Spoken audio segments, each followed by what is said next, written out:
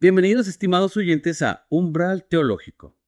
Hoy nos sumergimos en un tema central para la teología cristiana, la naturaleza del pecado desde la perspectiva bíblica. Así es, ahondar en la naturaleza del pecado es clave en la teología cristiana, porque impacta nuestra visión de Dios, de la humanidad y del plan de salvación. Exacto. Y para empezar nuestra inmersión, me gustaría comenzar por desempacar la idea del pecado como una dualidad, culpa y corrupción. Dos conceptos, sí, que a menudo se entrelazan, pero que es vital distinguir para entender la complejidad de la naturaleza pecaminosa. Empecemos por culpa. ¿Cómo la definiría usted? La culpa, como sabemos, se refiere al estado de merecer condenación o castigo por violar la ley moral. Es la responsabilidad que adquirimos al transgredir el precepto divino. Y la corrupción. La corrupción, por otro lado, nos habla de una contaminación inherente, ¿no? Presente en cada pecador. No se trata solo de acciones individuales, sino de una condición que nos afecta desde nuestro origen. Y aquí entra la perspectiva del teólogo Miar J. Erickson. Él argumenta que el pecado, en esencia, incluye ambas dimensiones, culpa y corrupción, ¿cierto? Precisamente. La doctrina del pecado original nos enseña que la transgresión de Adán no fue un evento aislado, sino que tuvo consecuencias para toda la humanidad. Todos heredamos esa culpa y esa corrupción, naciendo en una condición de enemistad con Dios. Y esta condición, este pecado original, ¿cómo afecta nuestra realidad?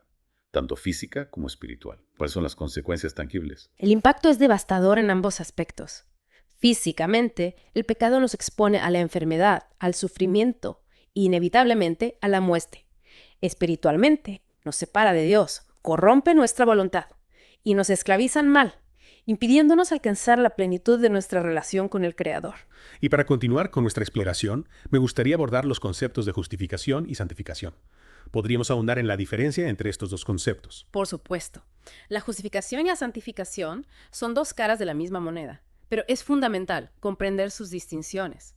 La justificación se refiere al acto divino de perdonar nuestros pecados y declararnos justos ante Dios.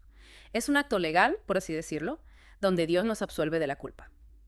La santificación, por otro lado, describe el proceso continuo de ser hechos realmente justos, de ser transformados a la imagen de Cristo.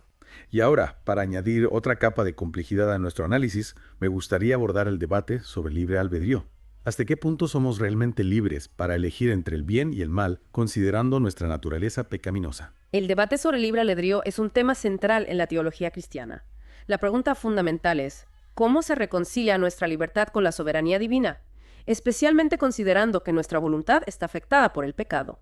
El teólogo Charles Hodge, por ejemplo, argumenta que somos agentes libres, pero que carecemos de la capacidad de hacernos santos por nosotros mismos. Hodge parte de la idea de que Dios nos creó como seres libres, capaces de tomar decisiones. Sin embargo, el pecado ha afectado nuestra voluntad. Somos libres para elegir, pero esa libertad está limitada. Necesitamos la gracia de Dios para poder elegir el bien. Y por otro lado, existen teólogos que argumentan que el pecado nos incapacita para cambiar nuestros corazones. Pareciera que esta perspectiva entra en conflicto con la idea del libre albedrío. Este es precisamente el punto central del debate. Si el pecado nos incapacita completamente para elegir el bien, ¿dónde queda nuestra responsabilidad?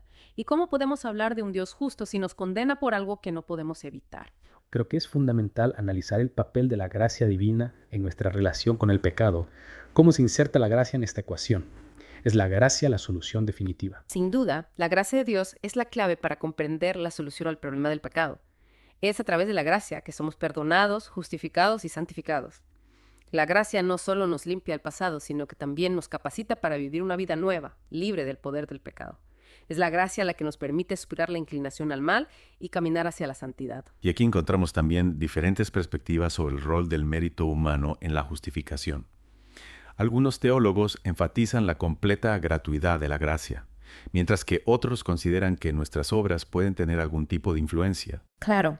Dentro de la teología cristiana existen diferentes posturas sobre la relación entre la gracia y las obras en el proceso de justificación. Por un lado, tenemos la postura de la Reforma protestante, que enfatiza la absoluta soberanía de Dios y la gratuidad de la gracia. Según esta perspectiva, somos justificados solo por la fe en Cristo. Por otro lado, la Iglesia Católica Romana sostiene que la gracia de Dios nos capacita para hacer buenas obras que son necesarias para la salvación. De nuevo, nos encontramos con la riqueza del debate teológico. No se trata de encontrar respuestas fáciles, sino de analizar las diferentes perspectivas. Y con esto, concluimos la primera parte de nuestra inmersión en la naturaleza del pecado desde la Biblia. Los esperamos en la segunda parte, donde continuaremos explorando las dimensiones prácticas de la lucha contra el pecado y el camino hacia la santidad.